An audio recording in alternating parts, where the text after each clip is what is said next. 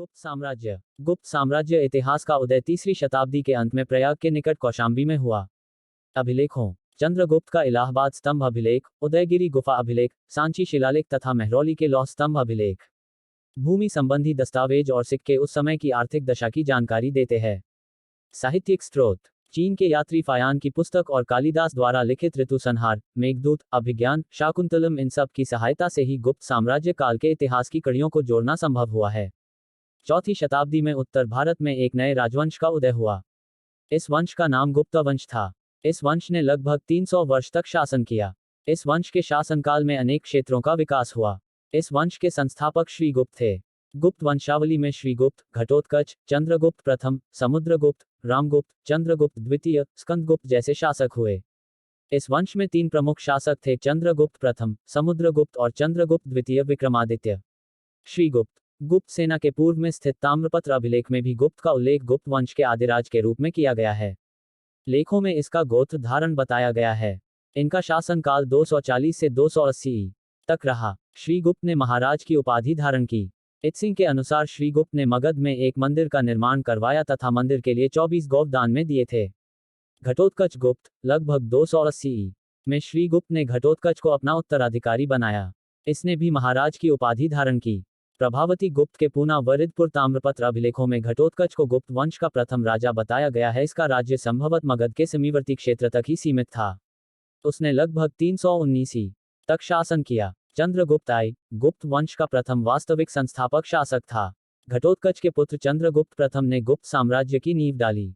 गुप्त साम्राज्य का प्रथम स्वतंत्र शासक जिसने महाराजाधिकार की उपाधि धारण कर उन्होंने पाटलिपुत्र को राजधानी बनाया। चंद्रगुप्त प्रथम ने 319 में गुप्त संवत की स्थापना की, जिसका उल्लेख मथुरा अभिलेख में मिलता है। चंद्रगुप्त प्रथम शासक था जिसने सोने का सिक्का चलवाया, जिसके एक ओर चंद्रगुप्त कुमार देवी का चित्र व दूसरी ओर लक्ष्मी का चित्र अंकित था। चंद्रगुप्त प्रथम ने लिच्छवी राजकुमारी कुमार देवी से विवाह किया था। समुद्रगुप्त गुप्त वंश का एक महान योद्धा तथा कुशल सेनापति था। इसी कारण उसे विसेंट आर्थर स्मिथ ने अपनी अर्ली हिस्ट्री ऑफ इंडिया में समुद्रगुप्त को भारत का नेपोलियन कहा था। सम्राट अशोक शांति व अनाक्रमण नीति में विश्वास करता था तो समुद्रगुप्त हिंसा व विजय में विश्वास करता था। चंद्रगुप्त 2 विक्रमादित्य चंद्रगुप्त द्वितीय के शासनकाल में गुप्त साम्राज्य अपने चरमोत्कर्ष को प्राप्त हो गया था। चंद्रगुप्त का साम्राज्य पश्चिम में गुजरात से लेकर पूर्व में बंगाल तक तथा उत्तर में हिमालय की तलहटी से दक्षिण में नर्मदा नदी तक विस्तृत था। चंद्रगुप्त द्वितीय का काल साहित्य और कला का स्वर्ण युग कहा जाता है। इसने रजत मुद्राओं का सर्वप्रथम प्रचलन करवाया था। चंद्रगुप्त द्वितीय के दरबार में 9 रत्न थे। कुमारगुप्त उसके स्वर्ण सिक्कों पर उसे गुप्तकुलामल चंद्र व गुप्तकुल व्योमशासी कहा गया है। शक्रादित्य को कुमारगुप्त की उपाधि महेंद्रादित्य का समानार्थी माना गया है। कुमारगुप्त की मुद्राओं में गरुड़ के स्थान पर मयूर की आकृति अंकित की गई। कुमारगुप्त ने अश्वमेघ यज्ञ किया तथा अश्वमेघ प्रकार की मुद्रा चलाई। कुमारगुप्त प्रथम के शासनकाल में नालंदा विश्वविद्यालय की स्थापना की गई थी। स्कंदगुप्त गुप्त वंश का अंतिम प्रतापी शासक था। हुनों का गुप्त पर आक्रमण स्कंदगुप्त के शासनकाल की महत्वपूर्ण घटना थी। श्वेत हुनों को पूर्वी हुन भी कहा जाता है, जिन्होंने हिंदू कुश पार कर गांधार प्रदेश कब्जा कर गुप्त साम्राज्य का अभियान पूरा किया। सौराष्ट्र के गवर्नर पर्यटन के पुत्र चक्रगणित ने सुदर्शन झील के तट पर विष्णु मूर्ति भी स्थापित कराई थी। पुरुगुप्त ये कुमारगुप्त प्रथम का ही पुत्र तथा स्कंदपुत्र का सौतेला भाई था। संभवतः स्कंदगुप्त संतानहीन था और उसके बाद सत्ता पुरुगुप्त के हाथों में आई।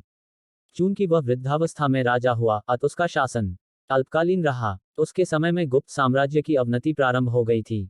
कुमारगुप्त द्वितीय पुरुगुप्त का उत्तराधिकारी कुमारगुप्त द्वितीय हुआ। सारनाथ से गुप्त संवत 154 का उसका लेख मिलता है, जो बौद्ध प्रतिभा पर खुदा हुआ है। ये निश्चित रूप से पता नहीं कि वह स्कंदगुप्त का पुत्र था। सारनाथ लेख में भूमि रक्षित कुमारगुप्त उत्कीर्ण मिलता है। उल्लेखनीय है कि यहाँ कुमारगुप्त को महाराज भी नहीं कहा गया है। गुप्त साम्राज्य का पतन। स्कंदगुप्त के उत्तराधिकारी विशाल गुप्त साम्राज्य को अक्षुण्ण नहीं रख सके।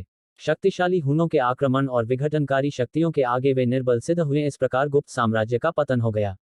एक अयोग्य उत्तराधिकारी स्कंदगुप्त के उपरांत कोई ऐसा प्रतापी शासक नहीं हुआ जो साम्राज्य को सुसंगठित रख सके। समुद्रगुप्त और चंद्रगुप्त द्वितीय द्वारा स्थापित तथा स्कंदगुप्त द्वारा रक्षित विशाल गुप्त साम्राज्य को राजनीतिक एकता के सूत्र में आबद्ध रखने में परवर्ती गुप्त शासक असमर्थ रहे। 2 वंशानुगत राजतंत्र। गुप्त राज्य व्यवस्था वंशानुगत राजतंत्र की व्यवस्था थी, इसके कारण भी पतन हुआ।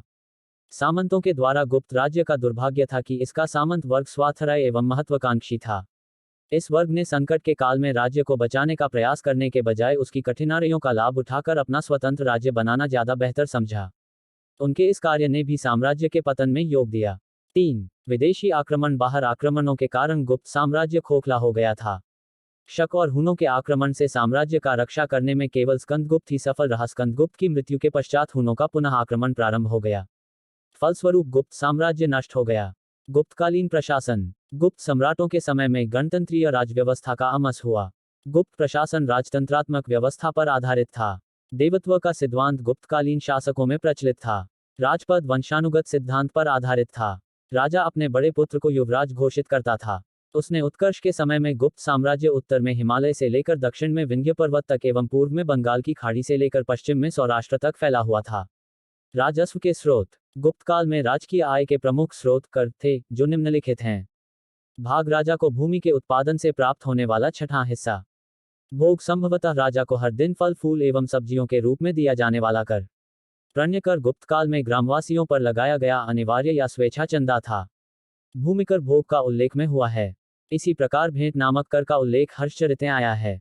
कला और स्थापत्य। गुप्त काल में कला की विविध विधाओं जैसे वस्तम स्थापत्य, चित्रकला, मृद्भांड कला आदि में अभूतपूर्व प्रगति देखने को मिलती है। गुप्तकालीन स्थापत्य कला के सर्वोच्च उदाहरण तत्कालीन मंदिर थे। मंदिर निर्माण कला का जन्म यहीं से हुआ। इस समय के मंदिर एक ऊंचे चबूतरे पर निर्मित किए जाते थे। चबूतरे पर चढ़ने के लिए चारों ओर से सीढ़ियों का निर्माण किया जाता था। देवता की मूर्ति को गर्भगृह में स्थापित किया गया था और गर्भगृह के चारों ओर ऊपर से आच्छादित प्रदक्षिणा मार्ग का निर्माण किया जाता था। गुप्तकालीन मंदिरों पर पार्श्वों पर गंगा, यमुना, शंख व पद्म की आकृतियां बनी होती थी।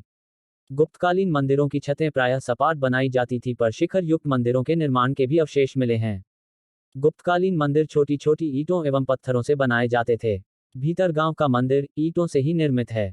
मंदिर स्थान 1 विष्णु मंदिर तिगवा जबलपुर मध्य प्रदेश 2 शिव मंदिर भूमरा नागौद मध्य प्रदेश 3 पार्वती मंदिर नचना कुठार मध्य प्रदेश 4 दशावतार मंदिर देवगढ़ झांसी उत्तर प्रदेश 5 शिव मंदिर खोह नागौद मध्य प्रदेश 6 भीतरगांव का मंदिर लक्ष्मण मंदिर ईंटों द्वारा निर्मित भीतरगांव कानपुर उत्तर प्रदेश।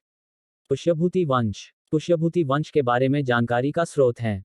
बाणभट्ट का हर्षचरित बांसखेड़ा 628 एवं मधुबन 631 ताम्रपत्रा अभिलेख नालंदा एवं सोनीपत ताम्रपत्रा अभिलेख हवेनसांग एवं इतिसन के यात्रा वृतांत।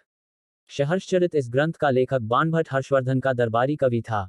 ऐतिहासिक विषय पर महाकाव्य लिखने का ये प्रथम सफल प्रयास था। इसके 5वें 6ठे अध्याय में हर्ष का वर्णन है। हर्षवर्धन वर्धन वंश या पुष्यभूति वंश के संस्थापक पुष्यभूति थे। स्वतंत्र शासक प्रभाकर वर्धन हुए। इन्होंने महाराजाधिराज, परम भटनागर और प्रताप सिंह जैसी उपाधि धारण किया। इनके 2 पुत्र थे, राज्यवर्धन तथा हर्षवर्धन, और पुत्री राज्यश्री थी। राज्यश्री का विवाह ग्रहवर्मा से हुआ। प्रभाकर के समय हून का आक्रमण हुआ। राज्यवर्धन के साथ मिलकर युद्ध में सफलता प्राप्त किया। इसी समय मालवा के शासक देवगुप्त ने ग्रहवर्मा की हत्या कर दिया और राज्यश्री को किला में बंद कर दिया। बड़ा भाई राज्यवर्धन ने देवगुप्त का वध कर दिया और लौटते समय देवगुप्त के मित्र शशांक ने छल से राज्यवर्धन का वध कर डाला। विषम परिस्थिति में छोटा भाई हर्षवर्धन 16 वर्ष की आयु में 606 में थानेश्वर कुरुक्षेत्र के निकट की गद्दी पर बैठा और 606 में ही एक संवत चलाया, जो हर्ष संवत के नाम से विख्यात है। पूर्वी बंगाल पर भास्कर वर्मन और पश्चिम बंगाल पर हर्षवर्धन का आधिपत्य कायम हुआ। इसके पश्चिम की ओर ध्यान दिया क्योंकि गुजरात स्थित वल्लभी के शासक ध्रुवसेन या ध्रुवभट्ट आक्रामक स्थिति को अपनाए हुए था। हर्षवर्धन विषम परिस्थिति पाकर ध्रुवभट्ट के साथ वैवाहिक संबंध स्थापित किया। अपनी पुत्री की शादी करके पश्चिम भारत से निजात पाया। हर्षवर्धन ने एक बौद्ध दिवाकर मित्रा के सहायता से अपनी बहन राजश्री को बचाया तथा कन्नौज का शासनभार अपने ऊपर ले लिया। हर्ष ने कन्नौज को राजधानी बनाया और 5 राज्यों पंजाबे कन्नौजे गौड़ बंगाल मिथिला तथा उड़ीसा पर आधिपत्य स्थापित किया। लगभग 600 BC में हर्ष का दक्षिण के शासक पुलकेशिन द्वितीय के साथ नर्मदा के तट पर युद्ध हुआ। इसके बाद हर्ष उत्तर भारत तक ही सिमट कर रह गया। शासन व्यवस्था। हर्ष ने दिन को भागों में बांट दिया था। एक भाग में प्रशासनिक, एक भाग में धार्मिक तथा अन्य में व्यक्तिगत कार्य करता था। राजा की सहायता के लिए मंत्रिपरिषद होती थी। मंत्री को सचिव या अमात्य कहा जाता था। अधीनस्थ शासक महाजन अथवा महासामंत कहे जाते थे। संदेशवाहक दीर्घध्वज तथा गुप्तचर सर्वगत्रु कहे जाते थे।